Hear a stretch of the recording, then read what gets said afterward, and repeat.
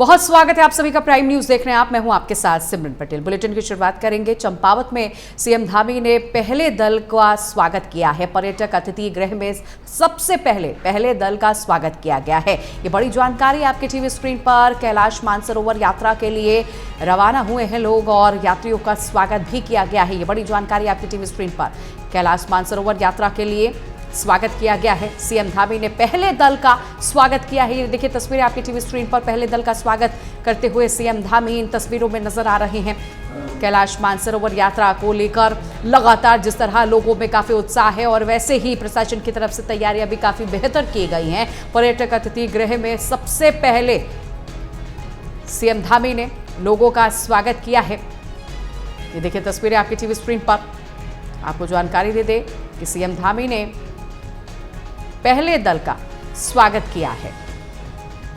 मानसरोवर यात्रा के लिए यह स्वागत किया गया है।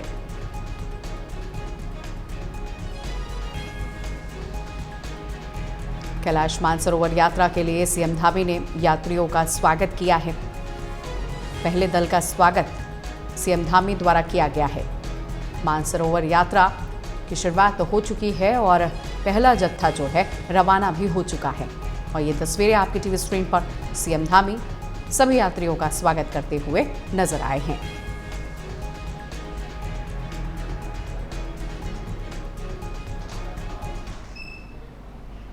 खबरों में आगे बढ़ेंगे। खबर चंपावत से है। 6 साल बाद कैलाश मानसरोवर यात्रा की शुरुआत हुई है। पर्यटक अतिथि गृह के पहले दल की मुलाकात जो है सीएम धामी ने उनसे किया है। कैलाश मानसरोवर यात्रा के लिए पहले दल से मुलाकात भी की गई है। ये बड़ी जानकारी आपकी टीवी स्क्रीन पर आप तक पहुंचा रहे हैं। इससे पहले तस्वीरें भी हम आपको दिखा रहे थे। सीएम धामी ने पहले दल के यात्रियों का स्वागत भी किया है। 6 साल बाद कैलाश मानसरोवर यात्रा की शुरुआत की गई है। पर्यटक अतिथि गृह में पहले दल से सीएम धामी ने मुलाकात की है। देखिए मुलाकात की तस्वीरें आपकी टीवी स्क्रीन पर हम आपको दिखा रहे हैं। और जानकारी आपको ये भी दे दें कि इस दौरान सभी यात्री जो है काफ़ी उत्साहित भी नजर आए हैं। पर्यटक अतिथि गृह में पहले दल से सीएम धामी ने मुलाकात की है। 6 साल बाद कैलाश मानसरोवर यात्रा की शुरुआत हुई है। लंबे अरसे से यात्री जो है इंतजार कर रहे थे। हालांकि देखिए पहला जत्था जो है वो रवाना भी हो चुका है। और बात की जाए सुरक्षा के लिहाज से तो प्रशासन की तरफ से कड़े इंतजाम भी किए गए हैं। खबर चंपावत से है। 6 साल बाद कैलाश मानसरोवर यात्रा की शुरुआत हुई है। पहला जत्था जो है आज रवाना होगा, उत्तराखंड पहुंचेगा। पहले दल को हरी झंडी दिखाकर सीएम धामी रवाना भी करेंगे। आपको जानकारी दे दें सीएम धामी ने पहले दल को रवाना कर दिया है। वहीं टनकपुर चंपावत उत्तराखंड के मुख्यमंत्री धामी ने कैलाश मानसरोवर यात्रा का पहला दल अपने मुख्य पड़ाव पर भी पहुंच चुका है और उन दल को हरी झंडी दिखाकर सीएम धामी ने रवाना किया है। देखिए तस्वीरें आपकी टीवी स्क्रीन पर। पहले जत्थे को सीएम धामी ने रवाना किया है। तस्वीरें आपकी टीवी स्क्रीन पर हम आपको दिखा रहे हैं। यात्रियों की सुरक्षा और उनकी यात्रा अच्छी हो और किसी भी प्रकार की उन्हें परेशानी ना हो, इससे लेकर सभी तरह के प्रयास जो है वो किए जा रहे हैं। और ये अत्यंत कठिन यात्रा होती है जहां मौसम की स्थिति भी बनी रहती है, भूस्खलन और रास्ते भी अजीब होते हैं। लेकिन उसके बावजूद सीएम धामी ने तमाम तरह की तैयारियां जो है प्रशासन को उन्होंने निर्देश दिया है कि यात्रियों की यात्रा में किसी भी तरह की बाधा नहीं आनी चाहिए। सभी को शुभकामनाएं देते हुए सीएम धामी ने देखिए पहले जत्थे को रवाना किया है। ये तस्वीरें उसी दौरान के आपकी टीवी स्क्रीन पर हम आपको दिखा रहे हैं। हरी झंडी दिखाकर सीएम धामी ने रवाना किया। और इससे पहले सीएम धामी ने पहले दल के जत्था के यात्रियों से मुलाकात की है।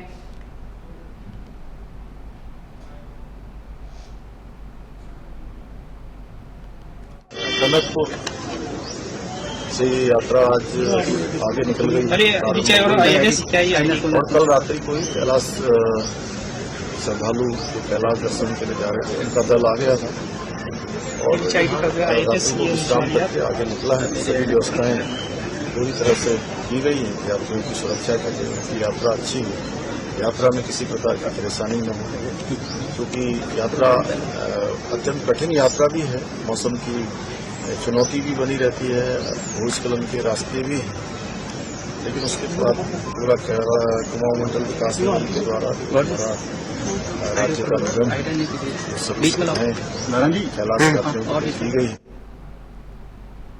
चंपावत में सीएम पुष्कर सिंह धामी ने खेत में हल चलाया है। सीएम धामी ने धान की रोपाई भी की है। चंपावत में सीएम धामी ने खेत में किसानों के साथ किसानी भी की है। किसानों के बीच पहुंचकर सीएम धामी ने खेत में हल चलाया है। खेत में जाकर धान की रोपाई भी सीएम धामी ने की है। ये बड़ी जानकारी आपकी टीवी स्क्रीन पर हम आप तक पहुंचा रहे। देखिए ये वीडियो आपकी टीवी स्क्रीन पर किसानों के साथ धान की रोपाई करते हुए सीएम धामी भी नजर आए हैं, हल चलाते हुए नजर आए और किसानों का उत्साह बढ़ाते हुए खुद सीएम धामी ने उनके साथ मिलकर धान की रोपाई भी की है। ये वीडियो आपकी टीवी स्क्रीन पर सीएम धामी ने धान की रोपाई की है और सबसे पहले खेत में उन्होंने हल चलाया और किसानों के बीच जब सीएम धामी पहुंचे तो किसानों ने उन्हें अपने बीच पाकर काफ़ी उत्साहित भी हुए और उन्हीं के साथ उन्हीं की तरह मिलकर सीएम धामी ने धान रोपाई की है। ये देखिए वीडियो आपके टीवी स्क्रीन पर।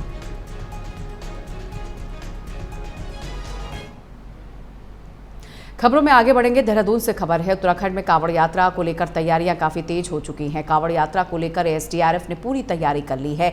11 जुलाई से होगी कांवड़ यात्रा की शुरुआत की जाएगी, लेकिन उससे पहले तैयारियां जो है वो पूरी की गई हैं। राज्य प्रशासन पूरी तरह से अलर्ट मोड पर है। सुरक्षा और ट्रैफिक चाक चौबंद व्यवस्था की गई है। संवेदनशील वाले क्षेत्रों में पुलिस बल की तैनाती रहेगी। ड्रोन कैमरे, सीसीटीवी कैमरे से निगरानी भी रखी जाएगी। और देखिए आपको ये भी जानकारी दे दें, हरिद्वार अन्य प्रमुख मार्गों पर वन वे ट्रैफिक व्यवस्था भी की जाएगी। भीड़ नियंत्रण के लिए रूट भी, डाइवर्जन प्लान भी तैयार किया गया है। हरिद्वार में 6 जगहों पर 7 टीमों की तैनाती की जाएगी। शांति व्यवस्था को लेकर विशेष दिशा निर्देश भी जारी किया गया है। उत्तराखंड में आगामी कांवड़ यात्रा 2025 की तैयारियां जो है जोरों पर है।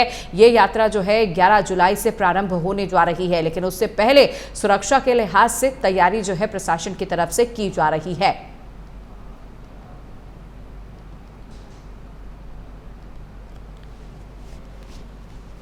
देखिए, कांवड़ यात्रा को लेके एसडीआरएफ की तैयारी पूरी है। माननीय मुख्यमंत्री जी का भी निर्देश है कि जो कांवड़ यात्रा है इस बार जो है सुगम और सुव्यवस्थित रहे और सबसे इम्पॉर्टेंट चीज़ है कि सुरक्षित रहे। तो इस बार जो हमारी टीम है वो पूरी तरीके से अलर्ट मोड पे रहेंगी। हमारा कंट्रोल रूम भी 24/7 एक्टिव है और इस साल जो है 6 स्थानों पर कांवड़ यात्रा के दौरान हम 7 सब टीम जो है तैनात करेंगे कांवड़ियों की सुरक्षा के लिए।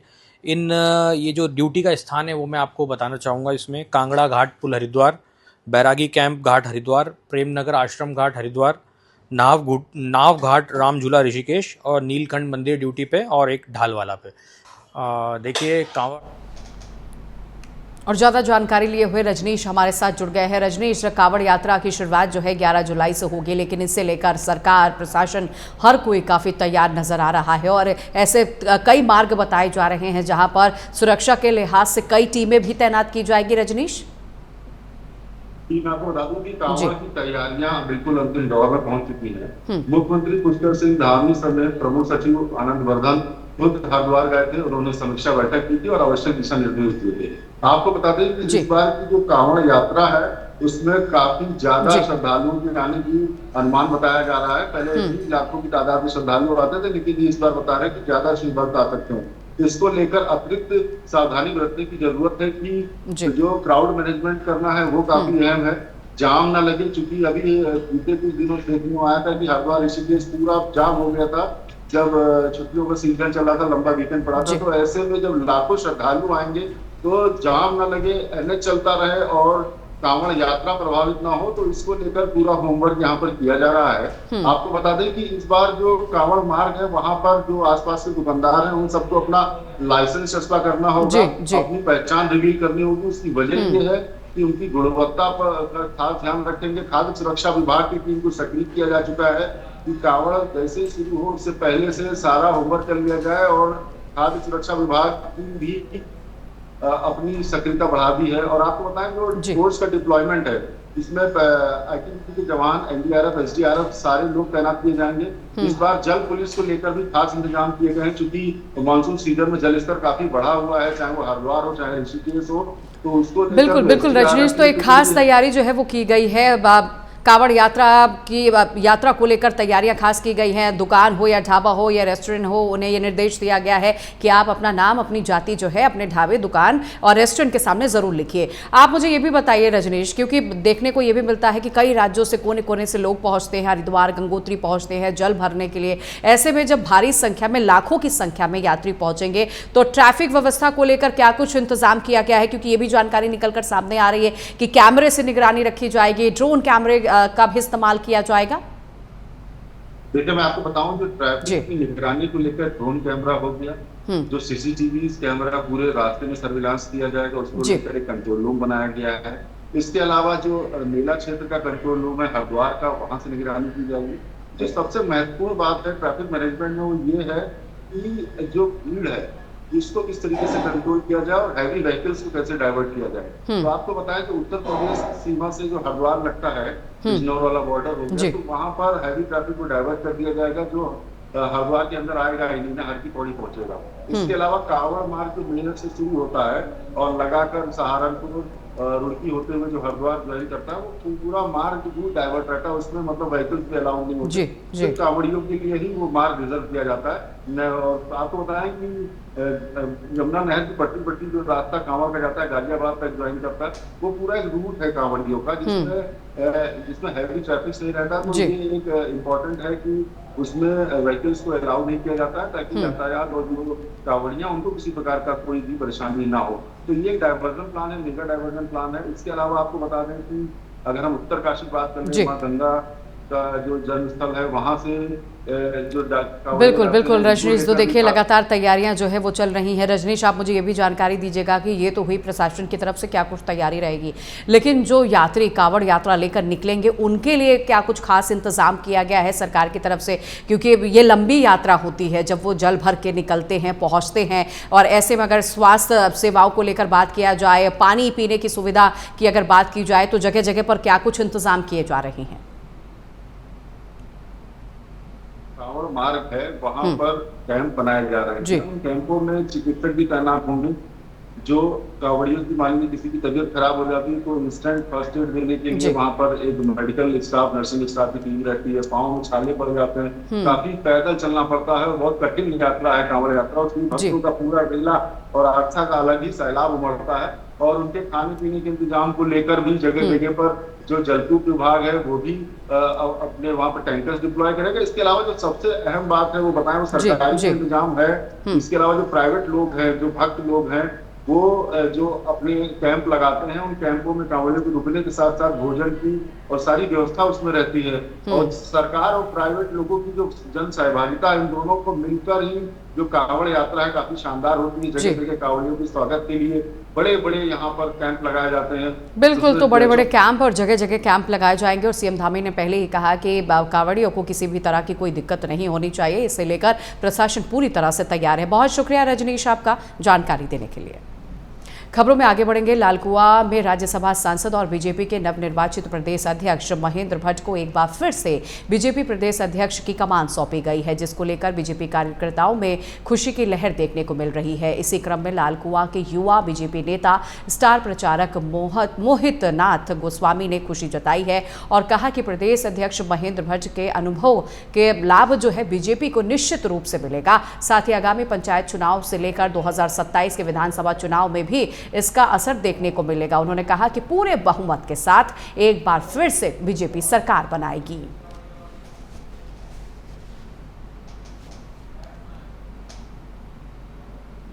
महेंद्र भट्ट जी को पुनः प्रदेश अध्यक्ष बनाने पर हार्दिक उनको बधाई देते हैं। और एक लंबे मंथन के बाद, शीर्ष नेतृत्व का एक लंबा मंथन होने के बाद जो नाम निकल के आए हैं, उनके अपने पिछले कार्यकाल को देखते हुए और उनकी अपनी पर्सनल छवि को देखते हुए, एक साफ़ सुथरी छवि के व्यक्तित्व को रखने वाले हमारे माननीय श्री महेंद्र भट्ट जी, बहुत साफ़ सुथरी छवि है उनकी। और इस आधार पे उत्तराखंड की जनता भी बहुत खुश है उनसे और उनसे कई लोगों का लगाव है। बहुत अच्छा नाम निकल करके मंथन में आया है, सभी लोग खुश हैं।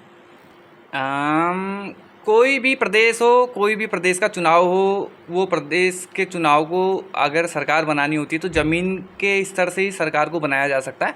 और जैसा कि आप जानते हैं कि बीजेपी एक ऐसी पार्टी है जिस पार्टी में ज़मीनी स्तर से काम करने वाले कार्यकर्ताओं की कोई कमी नहीं है। बीजेपी पार्टी एक ऐसी पार्टी है कि जिसमें कार्यकर्ता एक टाइम का खाने के बाद भी क्या कहते हैं पार्टी के लिए काम करते हैं। खबरों में आगे बढ़ेंगे और इस वक्त की बड़ी खबर सामने आ रही है। उत्तराखंड से बड़ी खबर है। बारिश का दौर उत्तराखंड में लगातार जारी है। आज भी भारी बारिश को लेकर अलर्ट जारी किया गया है। रुद्रप्रयाग समेत 5 जिलों में भारी बारिश होगी।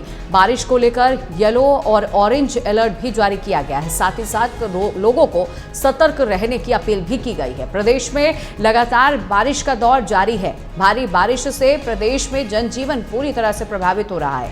उत्तराखंड में बारिश का दौर लगातार जारी है। मौसम विभाग ने कई जिलों में आज भी भारी बारिश होने की चेतावनी जारी की है। साथ ही ऑरेंज और येलो अलर्ट भी जारी किया गया है। लोगों को सतर्क रहने की बात भी कही जा रही है। जबकि बीते दिनों से प्रदेश में लगातार बारिश का दौर जारी है और आज भी भारी बारिश हो सकती है।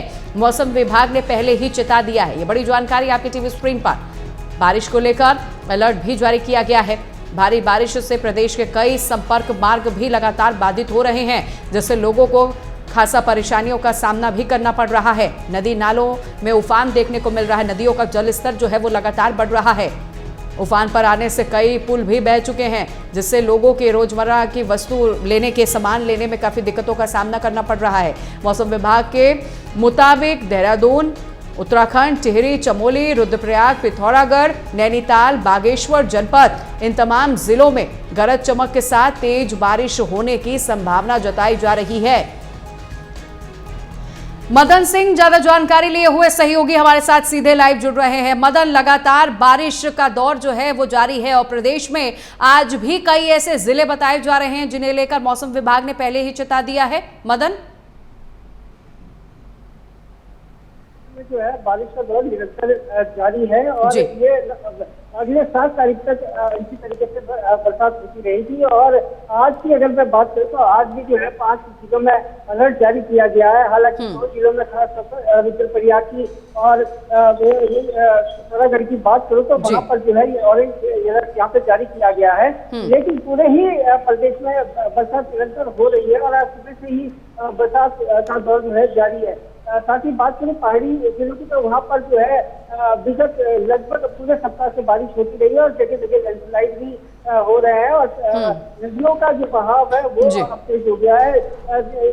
हरिद्वार में अगर खास तौर से बात करें, गंगा जो है बिल्कुल चेतावनी वाले बिंदु पर चल रही है। उसके साथ ही जो है तमाम जो छोटी बड़ी नदियां हैं वो भी उफान पर देखने को मिल रही है। तो ये कहा जा सकता है कि अभी जो है अगले 7 तारीख तक इसी तरीके की परिस्थितियां बनी रहेगी और खासतौर पर रुद्रप्रयाग जिले में वहाँ पर जो है आज ऑरेंज अलर्ट जारी किया गया है। तो वहाँ पर और ज्यादा दिक्कत हो सकती है और ये भी कहा जा सकता है कि चारधाम यात्रा चल रही है और चारधाम यात्रा में जो है तमाम बाधा उत्पन्न हुई है। बारिश के कारण जगह जगह जो है रास्ते हुए हैं। हालांकि तमाम व्यवस्था है वहाँ पर है, लेकिन ये कहा जा सकता है कि अगले 7 तारीख तक इसी तरीके की परिस्थितियाँ बनी हुई है उत्तराखंड में।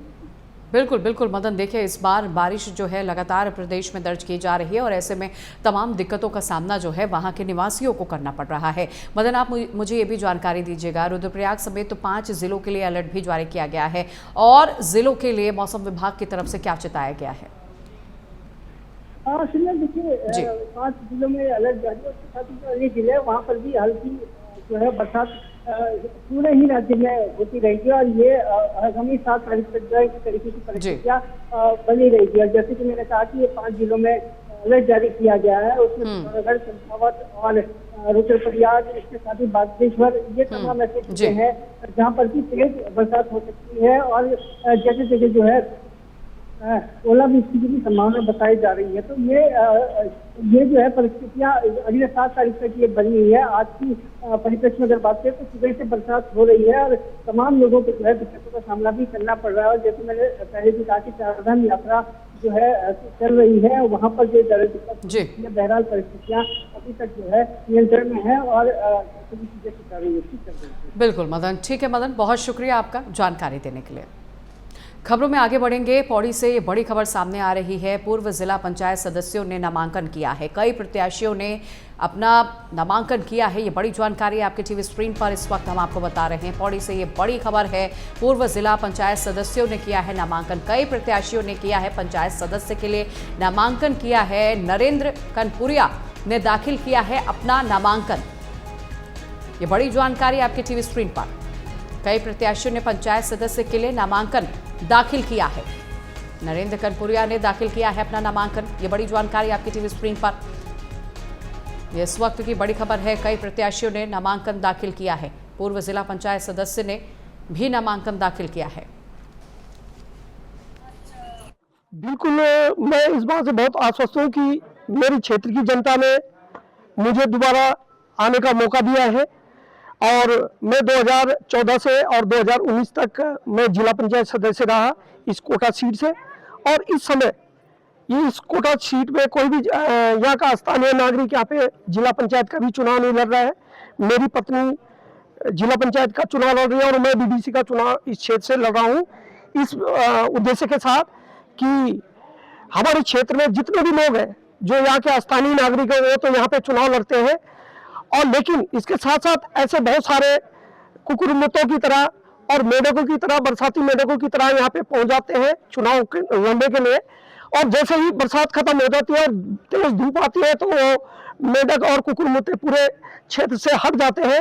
इसी उद्देश्य से मेरा चुनाव लड़ने का एक उद्देश्य है कि मैं क्षेत्र का विकास करूंगा। मैंने आज अपना नामांकन पत्र भर दिया है और जैसा कि आपने कहा कि मैं पिछले 5 साल मैं भी जिला पंचायत सदस्य रही हूँ और मैंने जनता के बीच रही हूँ। ऐसा नहीं कि मैं लोगों के सुख दुख में रही हूँ। आप क्षेत्र में अगर पूछेंगे मेरे बारे में तो सीमा सजवान के बारे में प्रत्येक व्यक्ति, प्रत्येक बच्चा और प्रत्येक बुजुर्ग मेरे ख्याल से जानता होगा। और कुछ कार्य थे जो रह गए और मेरी कोशिश रहेगी कि आगे जो 5 साल मुझे अगर जनता मुझे आशीर्वाद देती है अपना, तो जो कार्य मेरे रह गए हैं उनको पूर्ण करने की मैं। खबरों में आगे बढ़ेंगे। देहरादून से इस वक्त की बड़ी खबर सामने आ रही है। बीजेपी ने गन्ना विकास समिति के लिए घोषित किया है प्रत्याशी। ये बड़ी जानकारी आपके टीवी स्क्रीन पर। प्रत्याशियों के नाम की घोषणा हो चुकी है। प्रदेश अध्यक्ष महेंद्र भट्ट के निर्देश पर घोषित किए गए हैं प्रत्याशी। गन्ना समितियों के अध्यक्ष के पदों के लिए प्रत्याशियों के नाम घोषित किए गए हैं। निर्देशक के पदों के लिए घोषित किए गए हैं प्रत्याशी। हरिद्वार, नैनीताल, उधम सिंह नगर के लिए प्रत्याशी घोषित किए गए हैं। ये बड़ी जानकारी आपकी टीवी स्क्रीन पर। प्रदेश अध्यक्ष महेंद्र भट्ट के निर्देश पर घोषित किए गए हैं प्रत्याशी। गन्ना समितियों के अध्यक्ष के पद के लिए प्रत्याशियों के नामों की घोषणा की गई है। ये तस्वीरें आपकी टीवी स्क्रीन पर, सूची की तस्वीर आपके टीवी स्क्रीन पर आपको दिखा रहे हैं। प्रत्याशियों के नामों की घोषणा कर दी गई है। ये बड़ी जानकारी। प्रदेश अध्यक्ष महेंद्र भट्ट के निर्देश पर प्रत्याशियों के नाम घोषित किए गए हैं। खबर देहरादून से है। कारगिल विजय दिवस की तैयारी को लेकर सैनिक कल्याण निर्देशालय के अफसरों संग बैठक की गई है। ये बड़ी जानकारी आपकी टीवी स्क्रीन पर। अफसरों के संग बैठक हुई है। सैनिक कल्याण मंत्री गणेश जोशी ने समीक्षा बैठक की है। सभी कार्यक्रमों की तैयारी पूरी की जाए, गणेश जोशी ने यह आदेश भी दिया है। ये बड़ी जानकारी इस वक्त की आपको बता दें। कारगिल विजय दिवस की तैयारी को लेकर यह बैठक की गई है। सैनिक कल्याण निर्देशालय के अफसरों के संग बैठक की गई है। सैनिक कल्याण मंत्री गणेश जोशी ने समीक्षा बैठक की है। सभी कार्यक्रमों की तैयारियों को पूरा किया जाए समय पर, इसे लेकर उन्होंने आदेश भी जारी किया है। ये बड़ी जानकारी इस वक्त की। सैनिक कल्याण निर्देशालय में अफसरों के संग ये बैठक हुई है। खबरों में आगे बढ़ेंगे। सितारगंज में सहकारी गन्ना विकास समिति ने प्रबंधन कमेटी के डॉक्टरेट का चुनाव शांतिपूर्ण संपन्न हुआ है, जहां पर सीट में बता दें आसिफ मलिक ने अपने प्रतिद्वंदी मनमोहन सिंह को 2 वोटों से हरा दिया है। आपको ये भी जानकारी दे दें, सहकारी गन्ना विकास समिति के प्रबंधक कमेटी ने डायरेक्टर की कुल 12 सीटें थी। इसमें से 10 सीटें पहले ही निर्विरोध हो चुकी थी। डायरेक्टर चुने गए हैं। और वहीं दरअसल गोविंद नगर सीट पर किसी ने नामांकन ना भरा था, जिससे आपको बता दें चुनाव रद्द भी हो गया था, जिसके बाद निर्वाचन अधिकारी हिमांशु जोशी को विजेता घोषित भी किया गया है। प्रबंधन कमेटी के डायरेक्टर का चुनाव संपन्न हुआ है शांतिपूर्ण तरीके से। हम लोगों ने आरिफ भाई को, पढ़े लिखे इंसान हैं, उनको आज सारे सिख समाज ने, सारे मुस्लिम समाज ने मिलके डायरेक्टर बनाया है, क्योंकि किसानों का भला हो सके। मैं किसान नेता होने के नाते आरिफ भाई को बधाई देता हूँ। चुनाव डायरेक्टर का हुआ है। मैं गन्ना विकास समिति का डायरेक्टर आज चुना गया हूँ। उसमें 10 डेलीगेट्स ने वोट डाले हैं, जिसमें 6 मुझे मिले और 4 अपोजिट में जो थे जगमोहन जी उनको। और फिलहाल इस बुलेटिन में बस इतना ही। नमस्कार।